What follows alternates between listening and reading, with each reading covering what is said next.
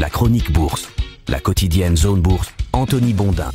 Bonjour à toutes et à tous, bienvenue dans ce point de marché Zone Bourse du mardi 30 septembre 2025. Le titre du jour c'est Or et IA, l'alliage anti-shutdown. À Rome, le pain et les jeux suffisaient au bonheur de la population, dit-on. Eh bien, en finance, c'est l'intelligence artificielle et l'or. La menace d'une paralysie budgétaire aux États-Unis n'a pas l'air, en tout cas pour le moment, de préoccuper outre mesure les marchés qui ont l'air complètement blasés de ces passes d'armes entre démocrates et républicains. Ce qui est sûr, c'est que les investisseurs sont toujours embarqués dans une forme de bipolarité qui les pousse à acheter en même temps du core wave et de l'or. Du core wave pour le frisson IA d'une entreprise qui pourrait commencer à gagner de l'argent dans 3 ans, et de l'or parce que quand même il y a pas mal de facteurs de risque qui se baladent en liberté un petit peu partout en ce moment. Le métal précieux a gagné 47% cette année. D'ailleurs, si les gains tiennent jusqu'au 31 décembre, eh bien ce serait sa meilleure performance depuis 1979, ai-je lu ce matin. La relique Passy Barbare profite d'une belle combinaison de vent arrière actuellement qui en font l'actif le plus prolifique de l'année 2025, en tout cas pour le moment loin devant les indices américains, le Bitcoin ou les actions des pays émergents. Et la perspective d'une paralysie, un shutdown donc de l'administration américaine pour cause de désaccords budgétaires n'a fait que renforcer l'attrait de l'or qui se rapproche désormais de 3900 $ l'once. On est donc pas très loin du cap symbolique des 4000 $.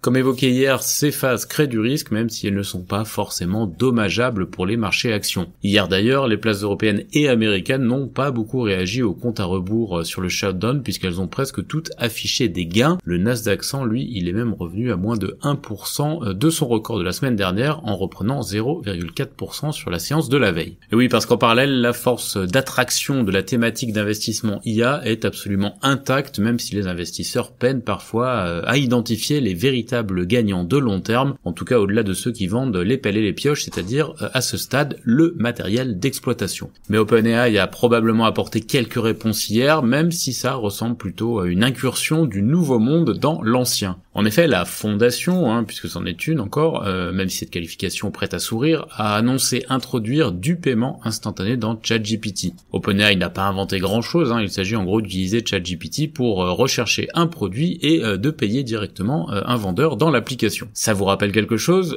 C'est normal, c'est à la fois du Google et de l'Amazon. Ça devrait quand même permettre à OpenAI de ponctionner des frais de mise en relation entre un client et un vendeur. Et ça vous rappelle autre chose? Eh bien, c'est normal. Ce qui est sûr, c'est que ça devrait aussi permettre à la fondation d'améliorer ses comptes, puisque The Information révèle ce matin qu'OpenAI a dégagé 4,3 milliards de dollars de chiffre d'affaires au premier semestre 2025, mais que la société a accusé 2,5 milliards de dollars de pertes. Bon, ce sont quand même des chiffres qui ne sont pas si impressionnants que ça, ils sont assez typiques d'une société technologique de croissance en devenir. Mais pour faire face à des dépenses colossales et à une concurrence pléthorique, il va falloir aller chercher de l'argent au-delà du pur agent conversationnel qui vous explique comment réparer votre grille-pain, la bonne manière d'écrire à l'administration ou les 5 raisons de ne pas éclater la gueule de votre voisin étudiant même s'il a organisé sa 5e fête de la semaine juste au-dessus de votre tête. Dans The Information toujours, Martin Pearce, qui est un chroniqueur reconnu et un excellent connaisseur du secteur, souligne ce matin qu'OpenAI a choisi d'entrer en concurrence avec tous les acteurs du marché, d'Amazon à Instagram, mais que ce service va lui permettre de soutirer de l'argent aux centaines de millions de personnes qui utilisent ChatGPT sans payer. Le spécialiste rappelle par la même occasion qu'OpenAI offre par ricochet un super argument aux grandes plateformes existantes contre les offensives fédérales de démantèlement. En effet, pourquoi scinder Amazon ou Alphabet si les stars de l'IA diversifient la concurrence?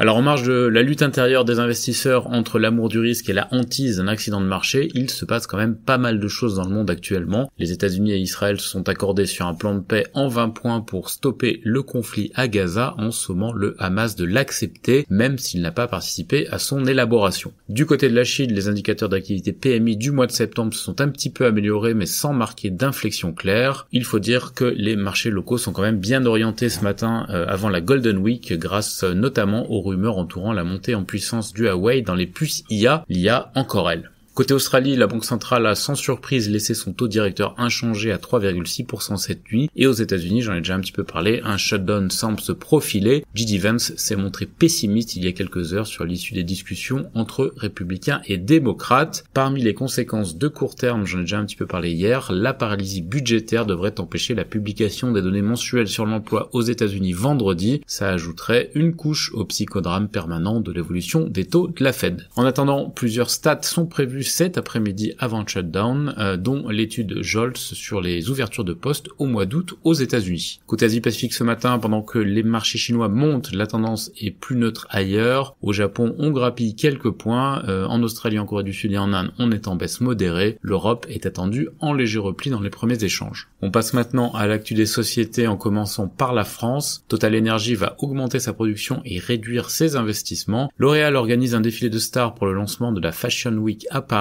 LVMH a annoncé que Silvia Venturini Fendi allait quitter la marque italienne, filiale du groupe de luxe français, et devenir sa présidente d'honneur. Eiffage a remporté un gros contrat de plus de 1,5 milliard d'euros pour des parcs éoliens en France. Nexity se dote d'un comité exécutif de 7 membres, dont la PDG Véronique Bédag. Delta Plus acquiert la société Baspa et sa marque Air. De CRSI a reçu une première commande de 290 millions de dollars sur le contrat de 610 millions de dollars annoncé début 2024. On a également des actus du côté d'Hoffman Green Cement, de Vinpay, de Nanobiotics, de Terranexus ou encore de Biocinex, ainsi que beaucoup de publications de résultats d'entreprises moyennes, EPC Group, Precia, Pierre et Vacances, Barbara Buis, Leaf, AB Science, DMS, Lacroix, etc. Ailleurs en Europe, la Suisse et UBS se montrent disposés en privé à faire des compromis sur les règles relatives aux fonds propres, a appris Reuters. Novo Nordisk a soumis à nouveau à Weekly à la FDA en vue d'en faire le premier traitement par insuline basale en une seule semaine pour les adultes atteints de diabète de type 2. Le groupe allemand RWE se retire du projet IFEN d'ammoniac vert en Namibie. Equity a terminé son programme de rachat d'actions et Young Timers accroît ses pertes semestrielles. En Amérique du Nord, Electronic Arts sera finalement racheté pour 55 milliards de dollars, soit 210 dollars par action par un consortium Silver Lake, Affinity et PIF. Boeing a commencé à travailler sur un remplaçant au B737 MAX, a révélé le Wall Street Journal. J'en ai déjà parlé, OpenAI a introduit le paiement instantané dans ChatGPT, notamment avec Etsy et Shopify. Verizon est en pourparlers pour acheter le spectre sans fil d'EchoStar selon Bloomberg, et Microsoft annonce que Grok 4 est désormais disponible dans sa plateforme Azure AI